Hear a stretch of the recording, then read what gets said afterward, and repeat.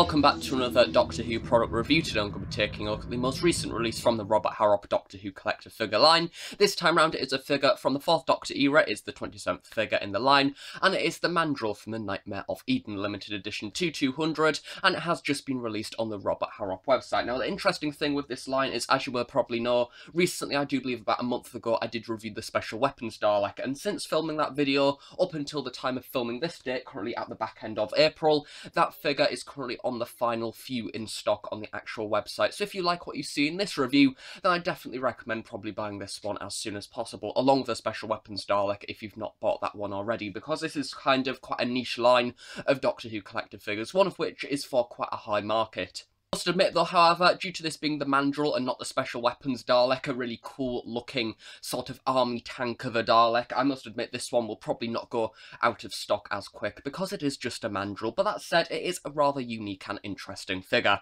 Taking a look at the packaging, it is your standard Robert Harrop design with the lovely simplistic diamond design at the very front along the Doctor Who and BBC logos. You have the lovely Starfield at the very front along with the piece at the side there, and then in the very middle we do get the Mandrel sticker, which does in fact read Who 27 because this is the 27th figure in the line, Mandrel from 1979 with Nightmare of Eden limited edition 2200 from the 4th Doctor era, 1974 to 1981. Then of course at the bottom we get the Robert Harrop logo along with limited edition hand painted figurine. Taking a look at the side, you don't really get that much, we just get the Doctor Who logo once again printed in sort of a faded design, and then the same for the other side as well. Then taking a look at the back, once again Doctor Who logo and some company information at the bottom, absolutely nothing on the base of the box, and at the very top we do also get another sticker, this time around giving exactly the same details along with the limited edition number, mine of which being 105 out of 200. It does protect the figure inside very nicely as it is made out of high quality corrugated cardboard. Taking a look on the inside of the box now, to be honest, I will be surprised if anybody actually gets their Robert Harrop figures in the post damaged, because here we have the packaging for this figure. As you can see, it's basically a massive egg of bubble wrap, which does in fact house the figure on the inside. I believe that when it originally comes packaged in the post, it in fact comes with a bag over as well, probably like a dust sheet or something like that. Well, here we have that actual figure in all of its unusual glory. Before we move on to the figure though, however, we do get your standard Robert Harrop certificate of authenticity, along with the Doctor Who logo and the diamond design on the front with the official number 105 nicely handwritten, along with an image of the Mandrel from the Nightmare of Eden, along with certified from Robert Harrop, and then we also get on the back a little bit of information about your figure, as well as Robert Harrop in general. So yeah, that's a nice little thing, and it can be displayed nicely alongside your collector figure. Here we have the Mandrel itself, and I must admit this is a rather unusual turn considering the previous review was the very iconic Special Weapons Dalek. Here we have a less iconic, rather unusual villain from the 1970s/1980s from not necessarily one of the best Doctor Who stories ever. However, it's really nice to have this in the collection, I must admit. I've never had a Mandrel ever in any merchandise form, partly because probably it wouldn't really sell well, but that said, this figure just has something about it. I put this figure on my shelf earlier along with the Special Weapons Dalek, and it's just rather eye-catching. I think no matter what, your eyes are drawn to this figure because of its unusualness. It is essentially a massive sort of hairy duck creature that also looks a little bit like a platypus. It's kind of just a bit unusual, along with its massive green eyes, and that's kind of what I like about it. It's unusual identity, and I'm glad that Robert Harrop have decided to change it up, because I would much rather have a more unique villain added to my collection rather than another variant of Dalek or Cyberman that I've seen time and time again. Starting off at the very top of the figure, we do of course have the head in its rather unusual Sonic-ish design. So it is in fact really eye-catching. I think that the biggest part of this figure that makes it so eye-catching is those massive insect-like, almost emerald gem-like eyes, and they have been really nicely hand-painted. As you can see, these have been really nicely done with different shades of green, a darker green around the side and sort of a lighter green in the middle, along with almost a varnish that is painted over the top there to give it a rather nice glossy effect, especially when this is surrounded by this rather dark fur pattern along with sort of a stippled design around the side of the lighter brown.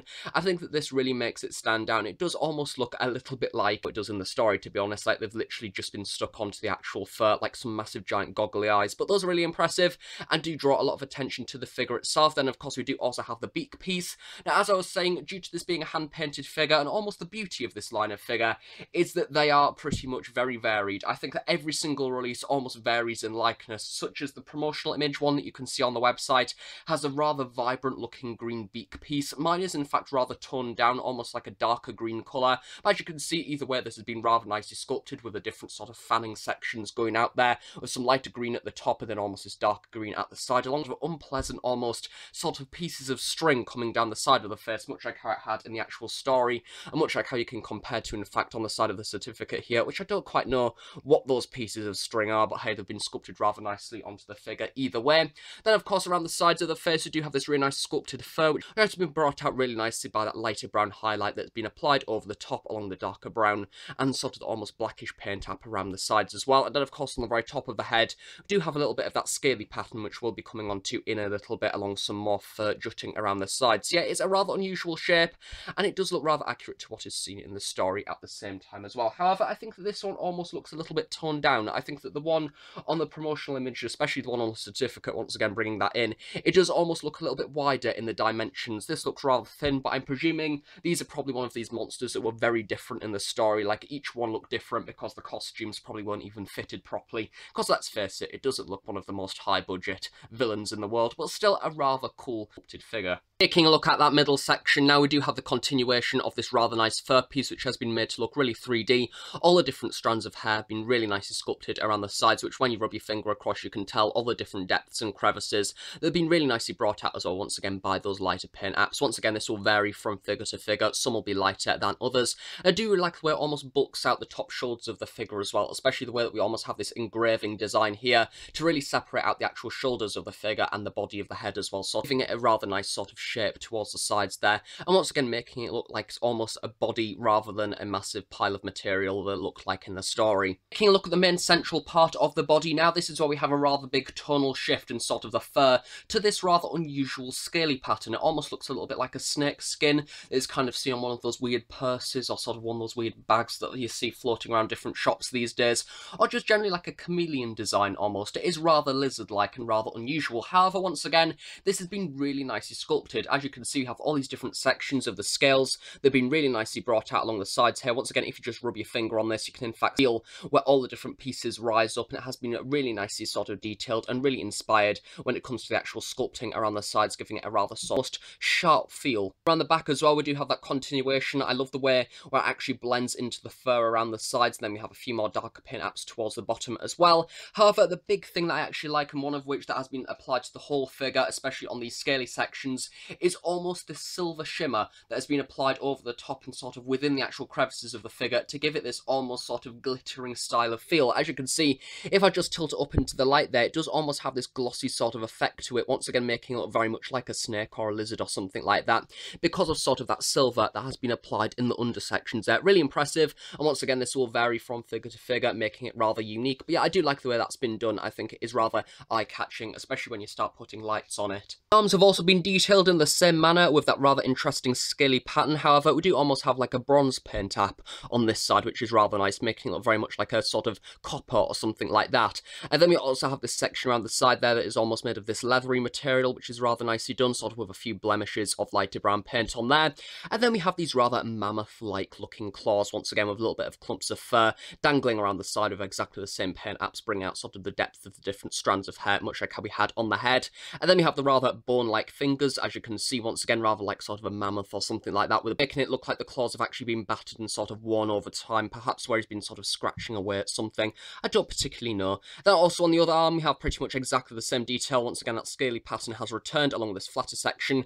And then once again, the hands have been really nicely separated out with the three different claws nicely sort of sculpted. Then on the inside of the palms, we do also have that continuation of the rather nice chipped design. I think that the general pose of the figure is in fact rather interesting, because we do have this rather raised arm at this side and then this relaxed one here, making it almost look like it's trudging along or something like that. I have seen a few clips of the Mandrels from the Nightmare of Eden just to have a little bit of research for this review, and they do seem to sort of walk along very awkwardly, like they don't want to be in the costumes, and the person on the inside just wants to get the money and sort of go home from doing this rather bad piece of acting. But you know, it's one of those things that kind of looks uncomfortable to wear, and that's been really nicely captured within the actual costume itself here. So we do have the arms rather sort of jarringly posed. It may have been nice if the legs were a little little bit more separated out as opposed to being completely down, maybe having one sort of strutted forward or something like that to make it look like he's walking along. However, I don't know if this would in fact affect the stability of the figure and maybe make it at risk of falling over, which obviously with this being made of resin type stuff, you don't want that to happen, otherwise it will smash, and that's not very good. The lower half of the chest, once again, we have the really lovely detailing of that scaly pattern once again repeated. However, looking at the outline of the figure, we do almost have a few creases, such as here and here, sort of making it look like the body is actually bending over. No doubt that is in fact the actual creases from the costume itself, where the actor would have been fastened on the inside. And then we have the legs themselves, which God knows what's going on down here. Honestly, it looks like something that Joe Grant would wear. We have these massive frill things, very much 1970s, 1980s style, with these sort of flares coming out the side. Once again, with a few bits of fur jutting out as well, rather nicely done. The paint apps on this have been absolutely excellently recreated, very sharp, with a few sort of more glossy paint apps towards the bottom. Not really too much silver on these pieces, it's brown and bronze really. And then taking a look at the back once again, exactly the same detailing of these rather unusual sort of flare things, which have been really nicely blended into the base. Yeah, these once again look very much how they did in the actual story, rather furry and rather mad, and very much sort of like some very unusual Ugg boots. Taking a look at the base paint apps, as you can see, we almost have this cream yellow kind of design with a few blocks and things around the side. And then taking a look at the back there, once again, we have the continuation of that same colour with M and R unusually engraved into the base. I don't know if that's meant to mean anything, or it might be M and sort of Z or something, I don't know. But yeah, that's been engraved in there for some reason. But this really nicely blends in with the actual background from the story. Like releases such as the Figurine collection figures, where it's just that standard hexagonal base, I think there's something about having like a colour at the bottom here that really nicely contributes to kind of the contrast of the colour of the figure, especially this being a little bit similar to the backdrop as seen within the actual story. I think it was a space liner or something like that. Yeah, that was sort of a rather yellowy, creamy kind of colour, but the base has been really nicely done. Nothing too large, it's just your standard circular base, pretty much your average for any Robert Harrop figure really. However, I do believe scale-wise this is in fact a little bit taller than your normal figure, especially when compared to the special weapons Dalek, which I will show you in a sec, and hopefully in the future when I have sort of some more standard scale figures such as the Doctors or something like that, I'll be able to compare those to actually show. But I do believe that this is a little bit taller, because it does seem to be quite tall. I think the Doctors will probably come up to there or something like that. But yeah, that is your standard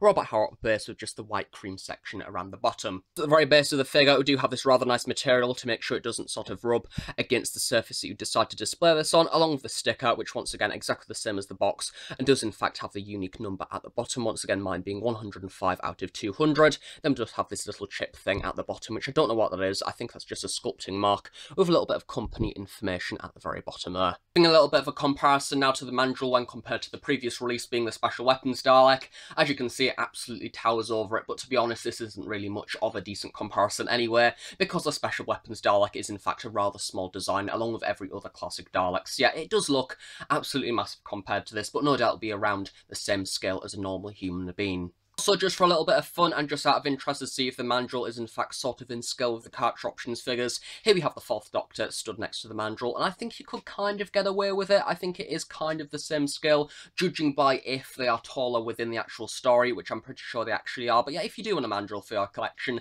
I guess it can kind of be displayed next to your 4th Doctors. But overall, for the Doctor Who limited edition Robert Harrop hand-painted figurine of the Mandrel, is a rather stunning addition to the collection, to be honest. I think that is a rather unusual one as well. If you are a classic Doctor Who fan, then no doubt you will of course know who the Mandrels are. If you're a new series Doctor Who fan, then probably you won't have a clue who the Mandrels are, as much as you probably don't know what the Nightmare of Eden is, because as I say, it's not really one of the most memorable stories in the world. It's still nice to have that variety in there. It's nice to have a new villain to the collection, and it's nice to have something that isn't your iconic villains, such as the Sea Devils, the Ice Warriors, Zygons, Sutek, the Daleks, the Cybermen. It's just nice to have something unusual in there, because it's nice to see something new added to the shelf to just give a little bit more variety. And it's nice to see that a line such as Robert Harrop are actually delivering these high quality figures of the lesser known villains and monsters, because I think it is easier for the more cheaper lines to do sort of the lesser known figures, such as say even Carter Options back in the days when figures were like only £10, but I think it is a rare sight to actually have a £50+ figure that actually is one of the more obscure monsters. So yeah, it's a nice addition to the collection, incredibly impressively hand painted as well. Would have been nice to see a few changes in the paint apps, perhaps as I say having the beak as a little bit of sort of a lighter green, just to bring out a few of the details a little bit more, and perhaps a few highlights of maybe silver applied to the fur as well, just to make it look a little bit more vibrant or something like that, and maybe a slight change in the pose to make it a little bit more like it's walking along. But I do think that either way, this is a really impressive sculpt, very reliable to what is seen within the actual story from what I can see from the different publicity shots, and as I say, a rather interesting addition to the collection. So yeah, I recommend this one, especially if you're interested by what you've seen in this review. And as I say, if you are interested, I probably recommend buying it soon from Robert Harrop before it goes out of stock for good. I will leave the link in the description below to buy this release from the Robert Harrop official website. Thanks for watching this review, and I guess I'll see you all in another Doctor Who review at some point in the near future. Thanks for watching, and I'll see you all next time. Bye for now.